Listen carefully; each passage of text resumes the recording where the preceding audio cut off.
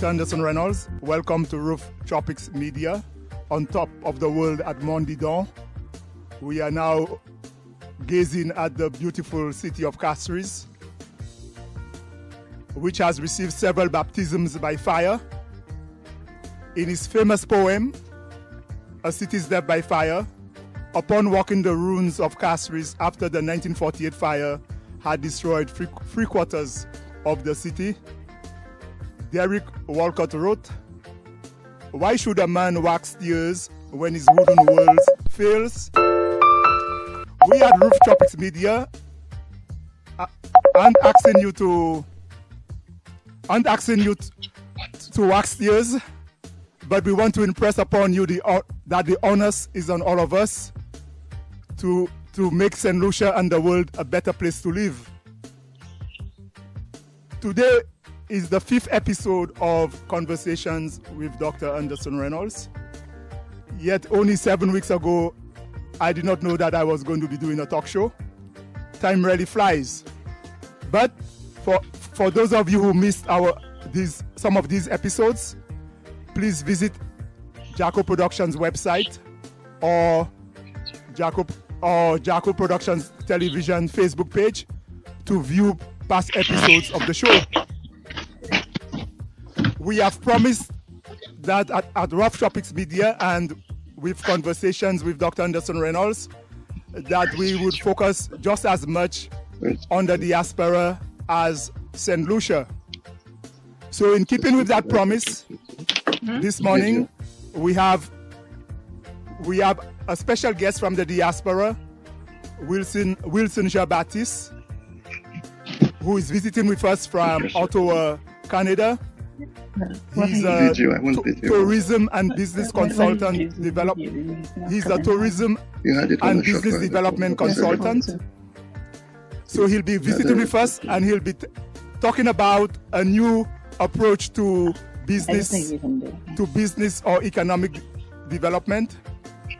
He's going to tell us. He's going to discuss how the diaspora can play a bigger role in the development of St. Lucia, and is going to explore the business or economic development possibilities for St. Lucia, with special emphasis on Vieux Fort. Besides our special guest, Jn Baptiste, we have yet another treat for you. For the first person who can text us the full and correct title of my latest book will receive a copy of the book as a gift. So please WhatsApp us at 758-712-8024 with the full and correct title of my latest book, and we will send you the copy of the book wherever you are, because we appreciate your fellowship, we appreciate your community, and as I said, the onus is on all of us to come together to make the world and St. Lucia a better place to live. Mr. Jn Baptiste has over 25 years experience in the hotel and tourism industry. He has taught tourism and hospitality at several universities and colleges.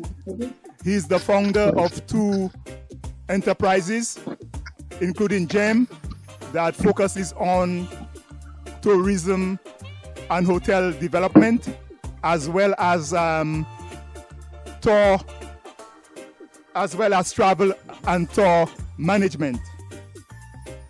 Welcome, Mr. Jn Baptiste. Welcome to Roof Tropics Media and Conversations with Dr. Anderson Reynolds. It's so great that you can take time off your busy schedule to be with us this morning. Hello, good morning, Dr. Reynolds. Thanks for having me on your program, and always a pleasure brainstorming with you. And I should express my gratitude to you for doing an amazing job in promoting development from an academic and professional perspective. And I'm happy that you have me on here with you today this morning, and let us see how effective we can get our message across to St. Lucians in the diaspora and St. Lucians at home. Thank you very much for having me. The pleasure is all mine. By the way, how is the weather like in Ottawa? Is spring rapidly approaching, or are you blanketed with snow? We still have snow. The snow is melting away, but you're rubbing it a little bit, because I know that you are in the tropics and enjoying the beautiful weather, which is why tourism continues to strive even at this time. Mr. Jn Baptiste, could you bring our listeners up to speed on the kind of work that you do, or on what you have been working on for the past several years, just as a way of orienting our listeners towards you? Yeah, well, one of the factors in my life generally is that I achieved a lot at a very young age and very rapidly. For instance, at the tender age of 24, I was already a hotel accountant and I was becoming bored with it. I get bored very quickly. So I decided to pursue my educational background. I started at Cornell, where I spent one semester, but due to the lack of funding, I switched to City University of New York, where I did an associate's degree in travel and tourism. Then I went across to NYU, where I did a Bachelor of Science in Hotel and Tourism Administration. But then I was driven by more curiosity and asking myself, why do investors come to my island, my beautiful island, and invest millions of dollars on St. Lucia? So I decided to go into tourism development. So I did a master's in tourism development, which gave me the tools now to move from hotel operations to destination development in terms of where to locate hotels, the impact of hotel development on indigenous people, the impact of hotel development on supply chain management, on your culture. Because whereas tourism can be a blessing, if it is not controlled, it can be a monster, and it can alienate your people from the economic development taking place. As we know, it's a major employer. So I did some work. I was invited to deliver speech on cultural and heritage tourism in Kenya, Nairobi, in a couple of years ago, 2015. Then I was invited by the World Travel Market in South Africa, Cape Town, to deliver another paper again in 2018, 2019 on cultural and heritage tourism. I was invited again in 2020, but because of COVID-19, that was cancelled.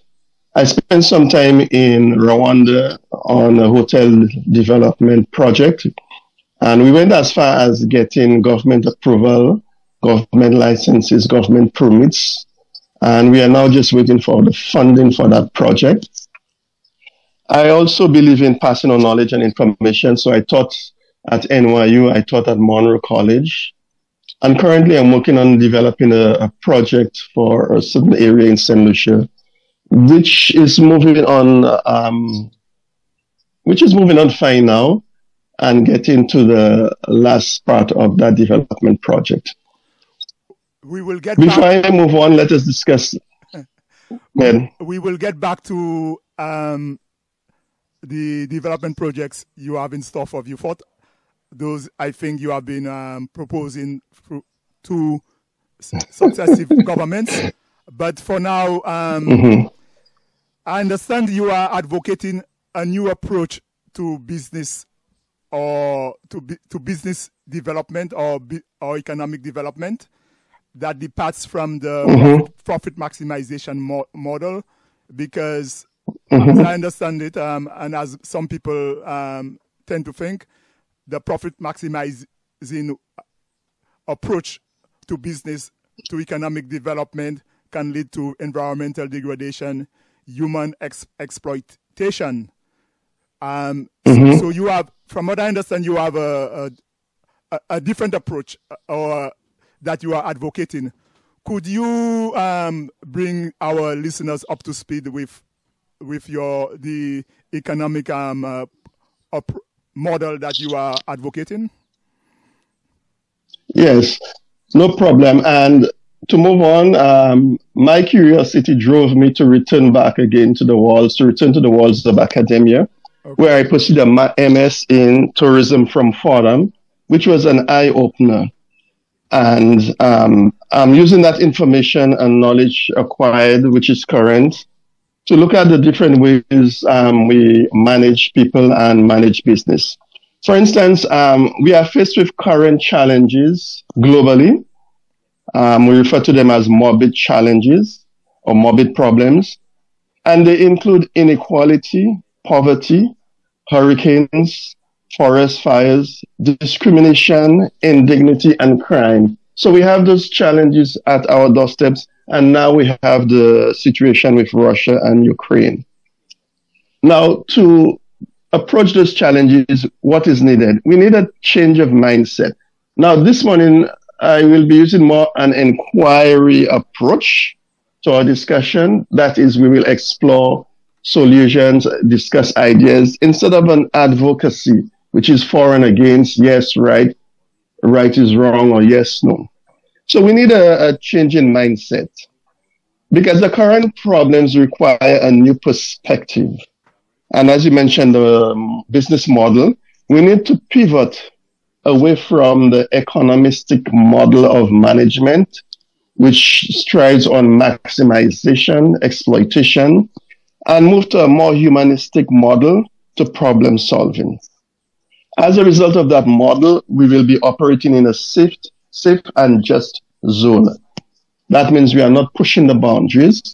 We have to accept that all human beings can thrive. All of us can thrive. We have to respect the dignity of stakeholders.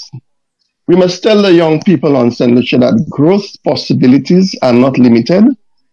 But to achieve those things, we must reorganize the way we organize, and we must rethink the way that we think.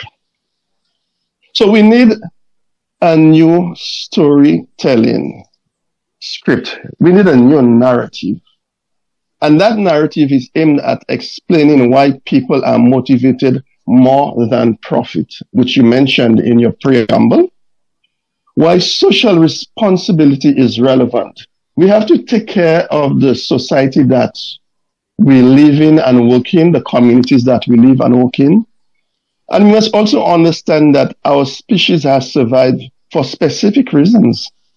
And it was not because we maximized anything, but it was because we were able to balance. And once we do not have a balanced lifestyle, a balanced way of living, then we're headed for problems. Then we ask a question, what is it that we had to balance in order to survive? So I'm going to introduce what we call the 4 drives. Within those 4 drives, you see where the problems originate. And within those 4 drives, you also see where the solutions can be found. The first drive is the drive to acquire. What that tells you is, much like any kind of animal, to be able to survive, we need to acquire what we need to survive. We need to have houses, we need to have food, we need to have clothing. Now, from the St. Lucian perspective, our people are struggling to acquire those basic needs. So they migrated to the diaspora to be able to acquire what they needed to survive. Some succeeded, most succeeded. They have been able to take care of themselves in the diaspora, and also they have been able to take care of their friends and families back home. Some acquired through the formal economy, and some had to be innovative to acquire, whatever that means. Then we have the second drive, which is a drive to defend. We need to also be able to defend what we acquire. Let's discuss how we defend what we acquire. From our perspective, our local perspective, the challenge we have is protecting the lands which our forefathers left us. Now, we are supposed to be able to defend them through the legal system, but we have a lot of people losing their lands, a lot of people losing their investments. If we are unable to do that, we will not be able to survive, right? If you acquire it and then you're not able to defend it, you lose it. Yes. So you're not able to survive. And Paul Lawrence of Harvard University described these 2 drives as independent drives. That is, we have to acquire them separate and distinct from each other. Okay. Now, we will move on now to the third drive. That is the drive to bond. We are human beings. Why do we need to bond? We are stronger when we come together to defend what we have acquired. We are not by ourselves. We are tribal. We divide labor tasks. We hunt together, and we protected ourselves and each other by bonding the family, the community, the society, and then the island on a larger scale. We must be able to bond if we have to be able to achieve economic goals. And the last bond is the bond to comprehend. It's an independent kind of drive that we need to satisfy. And that's what I found myself, doing over and over, trying to understand. That's why sometimes I have to return to universities or to training programs to understand better what is happening. Now, this drive allows us to think abstractly. That means existing in thought, an idea, but not having a physical or concrete existence. And this allows us to develop bigger brains. Now, that kind of thinking is prevalent in what we call Vieux Fort, the guys we call ghetto guys. They are very insightful and they think in abstract manners. Now, Paul Lawrence says that none of these four drives can be maximized. If we do maximize them, we are not able to survive. So our objective as human beings, managers, governments, etc., is to balance these drives. Currently, the world is in crisis because we're out of balance, and we will get to that point shortly. In other words, we are focusing on the drive to acquire. That means we are greedy. We want more and more and more. At the expense of the drive to bond, we don't have time to love.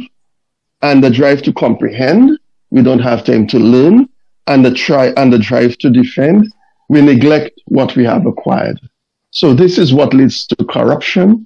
This is what leads to paying workers unfairly because we are going to exploit them. And this brings us back to the morbid problems I discussed earlier on. Now, how do we maximize those? Go ahead. This is very interesting because people acting out of greed, acquisition at all costs. We may become affluent, we may become rich, but what happens to the quality of our lives when our neighbors are dirt poor, and because of their desperation, we ourselves, though we may be affluent, we are at risk we are subject to crime, and so forth and so on. So, especially in small societies like St. Lucia, where everything is in everything, our well-being is very much interdependent with those of our neighbors. So if our neighbors, if through exploitation and greed, we acquire a lot, but our neighbors are dirt poor, this undermines our quality of life because we are at risk. So this is definitely one area in which it makes sense not to focus on optimizing rather than maximizing certain narrowly defined objectives. Yes, exactly. And that's a good point. And what has happened throughout our lives, we have moved from a situation where our parents used to leave their doors open. Now, what do we have? We have gated communities. We have burglar bars. Pretty soon, the wealthy are beginning to live in dungeons. So they are now taking a new look at society and how they manage the resources. Those things about, having burglar bars, these things did not just happen by themselves. It is because we maximize the four drives, like acquiring through greed, exploitation, and the drive to bond. And that is serious. It's happening in our society. We have young people who are in search of opportunities to bond. They need they need love. They need people who appreciate them. So what you find happening, sometimes the home has so much stress and pressure that they are not able to achieve those basic human needs. So they join gangs, they join groups that where they're under leaders, formal and informal leaders, who show them more love, more appreciation, because those people have acquired. The third area where we maximize bonds, the bond is in the area of comprehending. That means we spend a lot of time studying, a lot of time reading. So we can overwork ourselves. We could burn out ourselves, becoming less and less productive and useful to society. And we maximize the defend drive by using excessive force. Now, we have a current situation between Russia and Ukraine. Putin is maximizing the drive to acquire. So he's doing it at any cost, and he says that he's defending his country. And again, he's doing that at any cost. So we must be careful that we do not maximize those bonds and we stay away from the planetary boundaries. Now, first to move further go ahead. Yes, it is another thought. Another thing that occurs to me is that the second two drives you mentioned, the drive to bond and the drive to comprehend, suggests, again, going back to the old book, man shall not live by bread alone. And these last two drives you mentioned speaks to that. Another thought that occurred to me is that, of course, the value of a theory is based on its ability to predict, to explain its applicability. And from what you have just said, it seems like the four drives seems to have quite a bit of explanatory power. You have used it.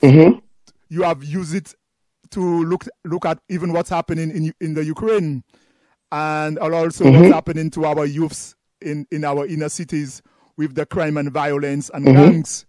So so I think you may be on the right track with this theory or new way of looking at organizing society.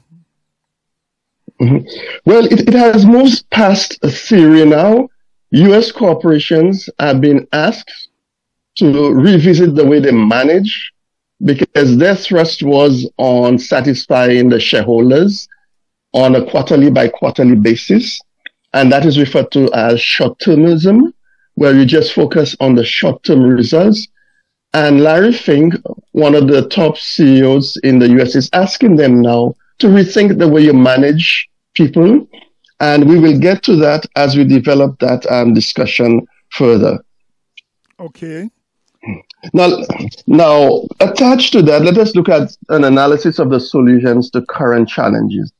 And we're looking at dignity. Dignity is really the cornerstone of human beings. How often have we heard in local parlance, we say, "Faire moins honte." When we do those things to those people, we are hurting them.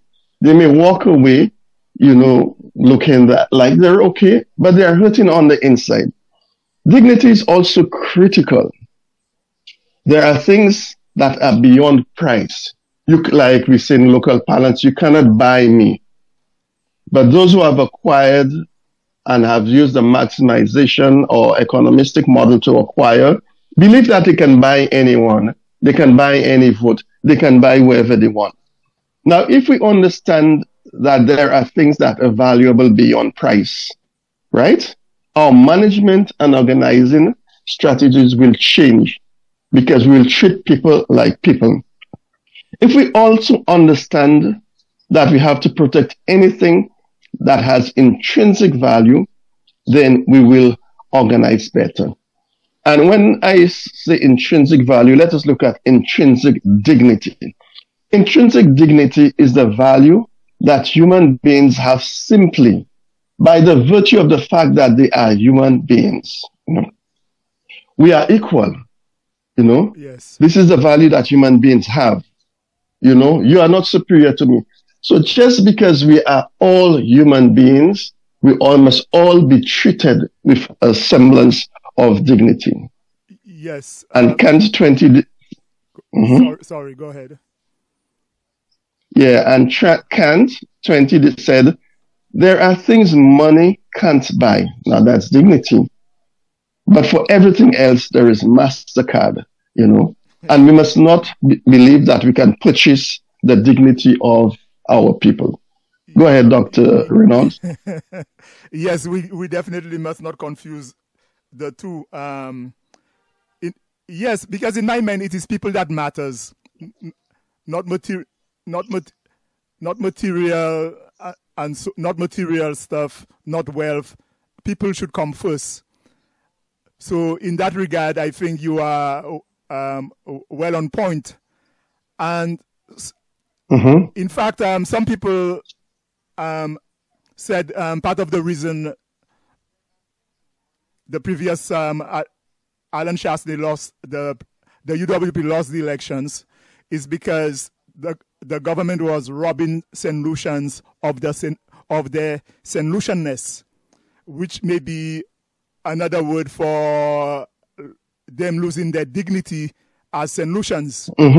Now, I think the Labour Party now would be happy with your theory because during the election campaign and now it's in power, it speaks of putting St. Lucian first, being people-centered, and it is a government for all the people. It speaks to human dignity and so forth. So I think they will be very happy with your theory. Now, I want every St. Lucian to be happy with my theory, but it's the implementation of it. And we're now moving from the theoretical perspective of that discussion by shifting the metaphors. How is that applicable? One, managers and CEOs must commit to delivering value to their customers. When your customer walks in, you have to treat them like people. You have to show your appreciation to them. You do not just tell them, go there and get that thing. No, can I help you? You know, so you maintain that level of dignity even to your customers. Secondly, companies must invest in the employees. What does that mean? You have to train your employees. The more skills that people have, the more you improve on the drive to comprehend, the better confidence and the more confidence they have in performing the task. We need to deal fairly and ethically with their suppliers. Now, that is a crisis in St. Lucia where, for instance, if you're a wholesaler and you sell your products to, a business, you have 30 days credit, 60, 70, 90 days, you cannot get paid for your goods and services. What happens? You now have to find money elsewhere to meet your commitments. That could affect your dignity. We must also support the communities in which they work. That's the businesses. Now, when I say support the community, that does not mean donations to different activities, etc. Can you use what is called the shared economy perspective? For instance, the hotels have a lot of waste in terms of food. Every night they dump that food and then it goes to Dayglow. Can we put a system in place where that food can be converted to mulch? That mulch can be used by the farmers to regenerate their soil. And their soil is going to produce better agricultural products. Okay? So what you're doing, that is what is called a shared corporate responsibility by the hotels by not sending the garbage, the waste food to Dayglow, but putting it through a process where you create mulch, and that mulch can be used as fertilizer. Another I saw is the coconut that's being sold by the roadside. That is rich in nutritious value for the soil. Instead of dumping them again into the landfill. Now, if you look at it, what we're doing also in that process, we're reducing the pressure on the landfill because we have to ensure that we do not create garbage by utilizing what was garbage yesterday as productive. So the coconut husk can be used again to regenerate the soil in St. Lucia. We must also generate long-term value for shareholders, people who have invested with us. Instead of the short-termism thing, where will the investment be in 10, 15, 20 years? Everything in St. Lucia is based on a 5-year trajectory. The government is in there for 5 years. I have a 5-year contract. After the 5 years, I don't know what I will be doing. We have to free up the society from that and move into 20-year projects and put the best people to manage and run the country. And we must bear in mind that each stakeholder is essential. Yes. So we move on to Diaspora, but go ahead on that point. Yes, very true. I couldn't agree more. And your discourse and the ideas you are bringing forth is a good illustration of why we need to get the diaspora in the mix. Why we need to get people in the diaspora to be more involved in advancing the country, because by virtue of being in the diaspora, by virtue of their experiences with the outside world, they can bring a lot of new ideas to the fore. I think I must congratulate Russell Lick, the founder of Roof Tropics Media, for establishing a media house to, besides catering to St. Lucians at home, focusing on roping in the diaspora, getting the diaspora involved, and bringing persons like you with great ideas to be part of the solution to some of our problems. So, by the way, your thinking on new models of development puts you in good company, because remember our fellow countryman, Sir Arthur Lewis, was awarded the Nobel Prize for Economics in 1979 for his thinking and theory on economic development. So I must say, Mr. Jn Baptiste, you are in good company. I will not. I don't like being placed in the company of great men like Sir Arthur Lewis. I do not think I can even, carry his worn-out shoes. But what he has done, and Derek Walcott and people like Bo Hinkson, and they have set, and people like Rick Wayne, they have set the boundaries for us that we can achieve anything that we can. And in terms of the diaspora, good job, Russell, because one of the problems was there's not a linkage. And you develop links first through communication. But the diaspora and managing and dealing with the diaspora is also a complex issue. First, we have to define the diaspora. Who is in the diaspora? Who does St. Lucia has in the diaspora? And some time ago, I was working on a GEMS project.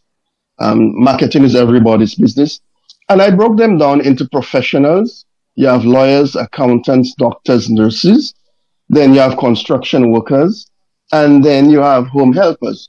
So Russell, now you have to tailor or curate your communication now to meet those three different segments.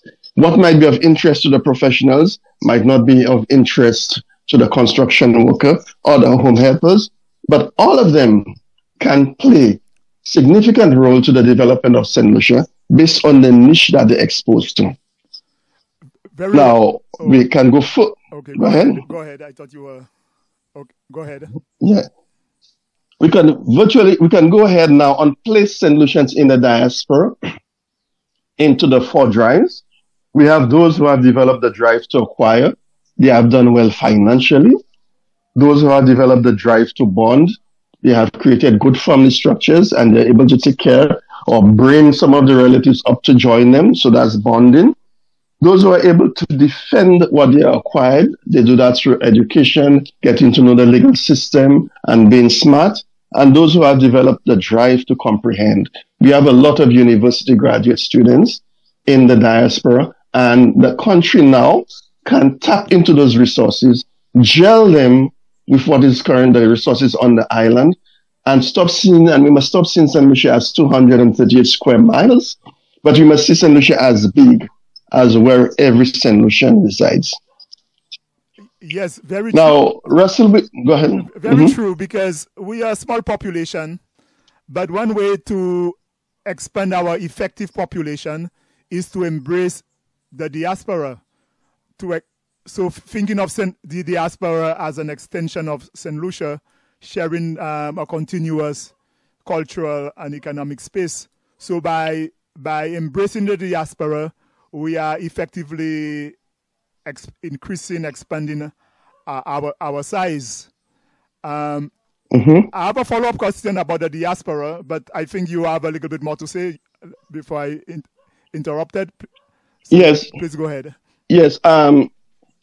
I must give former Prime Minister Stephen King credit for taking the diaspora seriously. He had Dr. Suma as the person responsible for developing diaspora relations.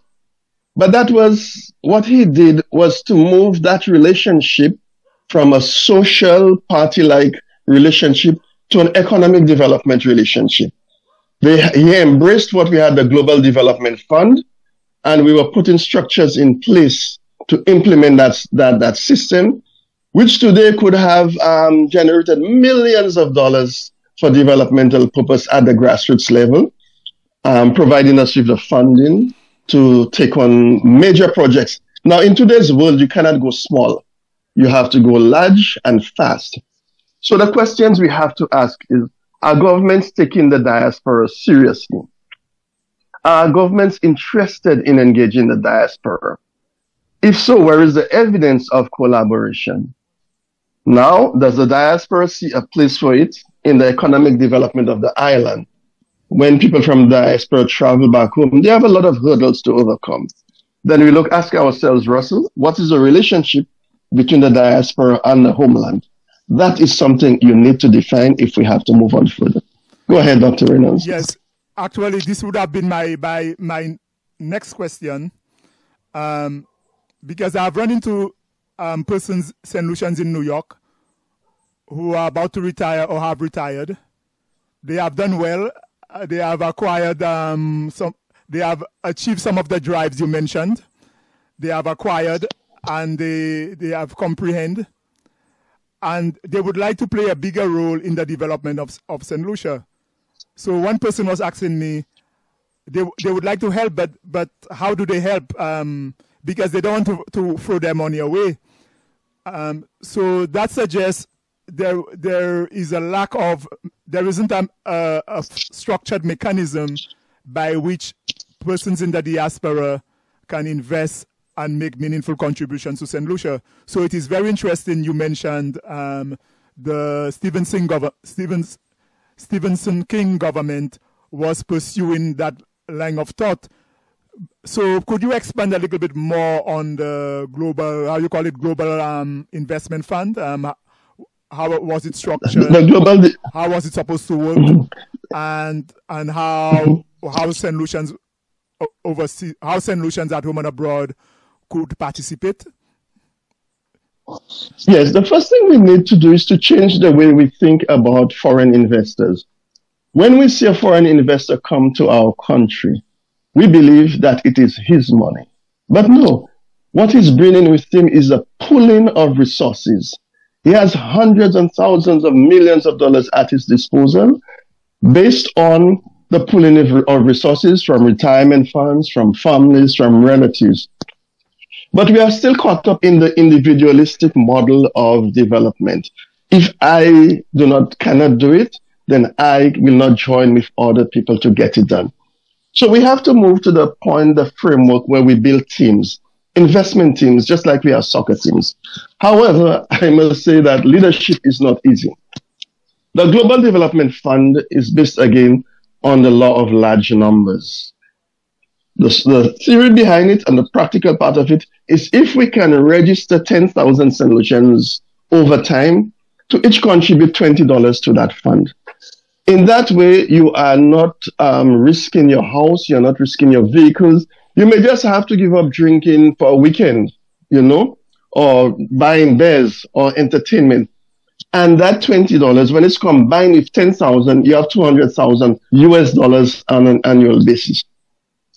You, over a period of 1 year, you have 2.4 million US dollars. Now that is, let us say 2.5. You multiply that by 5. You can use that 2.5 million to raise $10 million. And in that way, we can look at investments on a very big scale. Not just that we must move away from the T-boutique, and move into things like manufacturing electrical cars or components of electrical cars. We have a serious problem with our health down there. Can we manufacture our own drugs? Can we put our young people to work, to engage in technology at a high level? So this is what the Global Development Fund is all about. And online with the Global Development Bank, we have the Global Skills Bank. So as you said, solutions from the diaspora who have not been able to acquire the bond to comprehend, you bring those two vehicles together. So you have experts in finance, etc. And then they can direct how we invest those funds, where we invest them. And they do not have to only be invested in St. Lucia. They could be invested globally. And what you do now, you give people an opportunity to improve on their livelihoods, thereby restoring their dignity. And here's an example. Every school year, we have St. Lucian organizations sending down school bags. This is not sustainable. What we need to do now is move to the stage where we can add value by manufacturing the school bags on the island. Can those solutions come together and build a factory, send down the raw materials, then they are manufactured they are used to manufacture school bags. Now, here is what happens. You're restoring the dignity of mothers who no longer have to go online to get a school bag donated, by some people in America, but they will have jobs and they can now purchase their own school bags. So we have to use the economic vehicles to restore the dignity of our people. Mr. I'm very impressed. You have answered my question exactly.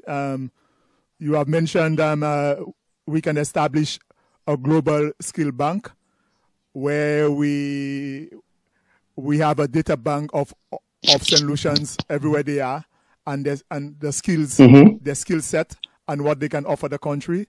And so we can easily call upon these people to make a contribution. And also the Global Investment Fund will allow people, no matter how small, how big, will allow people to make a contribution to the development of the country. I think this is fantastic, and I just hope the powers, the governments, Philip J. Pierre and others are listening, and that they will be calling upon you to provide to get even more ideas from you. But I don't want to run out of time before you discuss some of your development plans for Vieux Fort.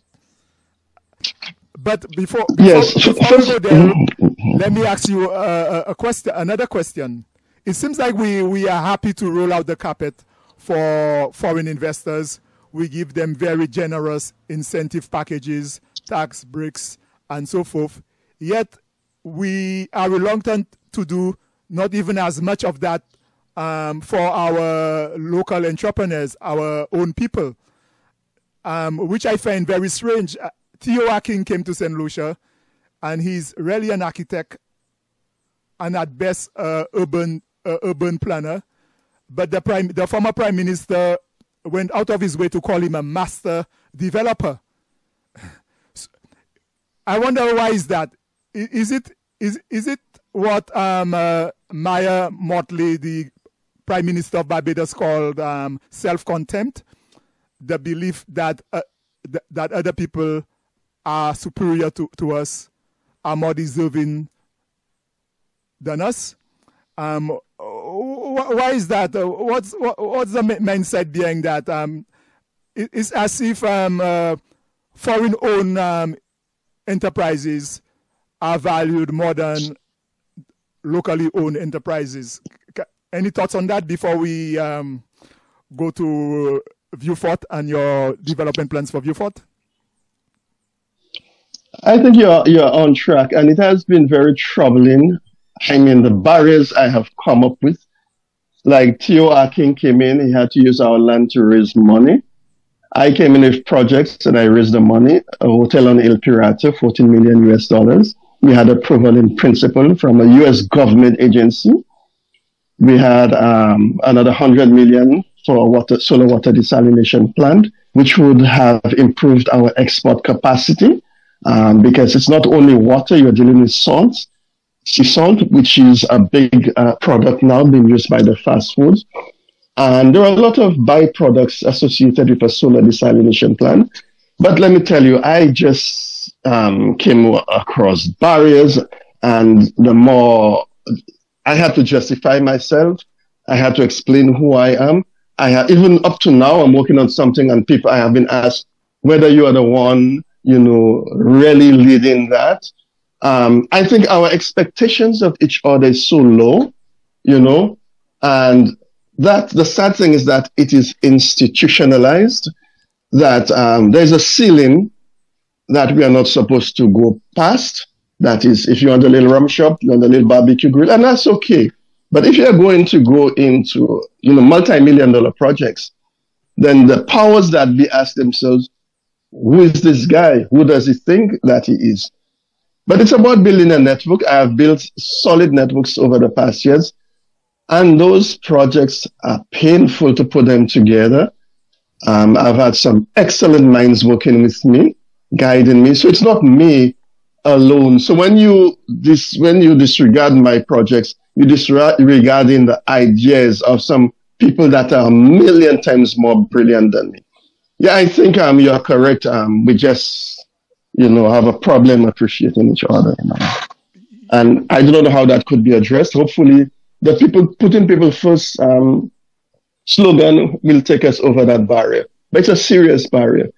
It also deals with how, we deal with each other, how we look at each other, And there is now a new mechanism in place in St. Lucia called character assassination. If we don't like him, let's make up a story. Let's make up a narrative to discredit him, if we cannot discredit his idea. And that sadly is playing a major role in our underdevelopment. Yes. So if we look at the projects, go ahead. Yeah, we had the Kabasi Beach Resort funded on the old Il Pirata site. And here was the most important part of that. By building the hotel there, we would be displacing the people that are currently using it. So what we had in mind was to build a tourism village on the other side of the river, where people could engage in a high-quality restaurant and carry out some of the same exercises that they are doing now, but still have access to Il Pirata. That is what sustainable social development goals tells you. Do not throw people off the land, even if they don't have title to it. And I must hasten to add that we had a model with Cabot and Marjorie. Cabot played the role of a corporate social responsibility by ensuring that Marjorie was not thrown out on the streets, that she was not being placed in a position that is worse than she is right now. And then they set up some land for business, and that is consistent with the social development goals number 5 of the UN, which speaks about equality of women. You do not throw people out because you need the land. You re-establish them.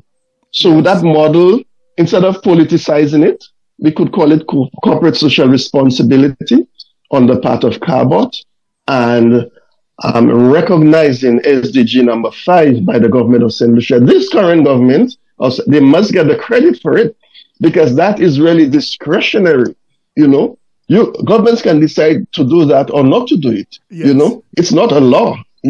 So we must say we're thankful to that government for taking that decision. Even the Il Pirata land, I was looking at, I heard so many people's names in reference to it. When I did everything, we had approval in principle, but it was being given to another foreign investor. We cannot continue to develop our country and expect that we are going to live in peace and tranquility. Yes. Then we have the solar desalination plant. Go ahead. No, go ahead. I thought you were continue. The solar desalination plant, and we had the village of brilliance and excellence, which could have been constructed off the concrete road. And that village would really be highlighted by the works and achievement of the two Nobel laureates, Derek Walcott, Sir Arthur Lewis, and Rick Wayne. Those three individuals have achieved the highest goals that you can achieve in the specific fields. These are our products. This is what we have. And you build a village of brilliance and excellence with the Derek Walcott and Performing Arts Studio, Rick Wayne Health and Fitness Center, and the Sir Arthur Lewis Thinkers Paradise, which will be based on research. Now, what you're doing in that process, you're creating opportunities, but you're also introducing St. Lucia to a new tourism niche, a new tourism market. The academics, the intellectuals, the readers, the writers, the artists, people who are coming for more than just sea, sand, and sex. And smiles. Yeah. Then I was talking about building a boardwalk along Sandy Beach, where you take those young ladies who are hustling in Vieux Fort, by the roadside. And if it's raining, they have to hurry up and cover their coal pot. That's not a dignified way of living. Yes. There's that boardwalk there. You build a boardwalk on Sandy Beach, and you have some nice food outlets there, and then you create a cluster. So visitors can go to that area and decide which foods they want, but all of them would have an opportunity to earn a living. We have the Lighthouse, which has a good history. We need an arts and crafts center upon Mulashik. Yes. We have Maria Islet, which is a sensitive tourism site. And then you convert downtown Vieux Fort into a sort of French-like architectural place with boutiques and cafes, There, we have the resources. We have the will. We have the economic power. If you have intellectual power, then you can raise the funds. Yes, so this brings me to the end of my presentation with you, Dr.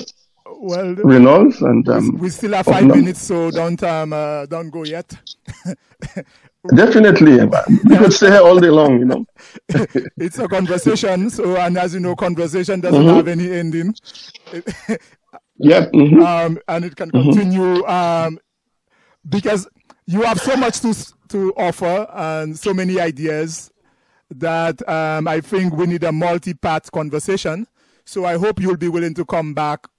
But before I forget, I'm so glad you mentioned Rick Wayne, because I've been telling some people that, to my mind, Rick Wayne's achievements and accomplishments, I see it on the level of the accomplishments of Sir Derek Walcott and Sir Arthur Lewis. So sometimes I think Rick Wayne is not being given the due recognition and appreciation. So I'm glad you mentioned him as one of our greats. Now talk to me about Vieux Fort now. Take a few minutes to talk about Vieux Fort. Tell us why Vieux Fort is always, we always expect Vieux Fort to take off, great expectations, but it never seems to quite take off. What's the problem there? Because the decision makers, those who can decide whether Vieux Fort takes off or not, are based in the north. And we definitely have not had that strong, push to have our ideas in Vieux Fort. I spent a lot of time, and I'll say it, in the ghettos in 2010, 2012 with the kids, and they are brilliant. I said it more than once on Dave Samuel's show. But we continue to look at them as little vagabonds, bareback. But those guys, those kids, they want to live a decent life. They want to make the sacrifices to live a decent life. But it's fight down, as you're always saying, promises not being kept. And now they have maybe decided to live the lives that they want to live, So but before St. Lucia, we have to start saying goodbye. Our time is up. Sorry for yes, the interruption. Okay. But thanks very much for being with us. Thank you all listeners for tuning in. We appreciate very much you supporting Roof Tropics Media and Conversation with Dr. Anderson Reynolds. Mr. Jn Baptiste, you want to say? Yes. Yes, thank you for having me here. You know, I thought I had virtually moved away from, those discussions. But thanks, and continue doing the job that you're doing, because it falls under what is called doing good. We have to continue to do good. So thank you a lot, and all the best as you try to get solutions to talk. Okay, and have a pleasant day. Russell, continue the good work that you're doing, and hopefully you could build a structure in the diaspora. Thank you, one and all. We are out.